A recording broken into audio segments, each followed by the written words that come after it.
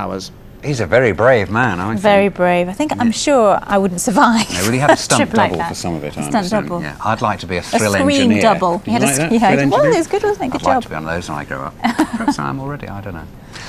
Sorry, I'm not carry on. I wouldn't know. Now, 3 men in a boat and an arduous voyage down the Mississippi River. Earlier in the year, we saw them in training. Well, now they've done it. Yeah, along the 2,250-mile journey, one became seriously ill.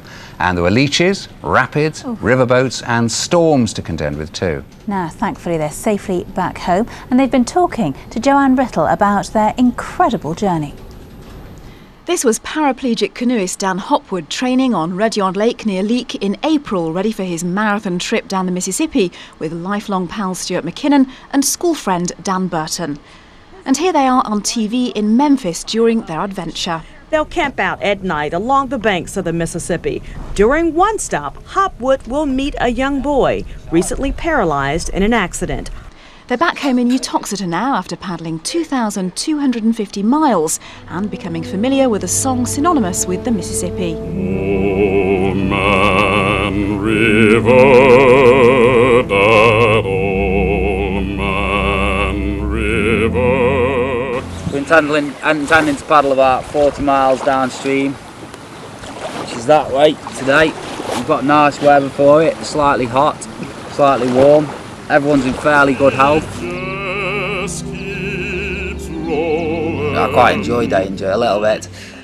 So there were points where the adrenaline was rushing and the heart was beating. Some rapids that we went through, some of the weather conditions, we had 10-foot waves and 10-foot swell with chop all over in the water. Their Canadian canoe was often an unusual sight among much larger vessels. A lot of people couldn't believe what we were doing and they were like, oh my God, and you know, you're doing what? You get about 30 people a year wanted to do it, but you don't see any people who are paralysed doing it. Stuart had to be replaced for the last leg of the journey after shattering his heel in a fall on dry land. I was fortunate enough really for a good friend of Dan's, an ex-paratrooper, Steve O'Reilly from Newark in Nottingham, was good enough to come out and replace me. And obviously then they complete the challenge. So. Dan served with the Parachute Regiment. He was paralysed in a motorbike accident after leaving the armed forces. Joanne Rittall, BBC Midlands Today, Utoxeter. Fantastic. They've raised £10,000. Yeah, inspiring pictures as well, aren't they? It's time to stay outdoors. Sport, big week for the Belfry.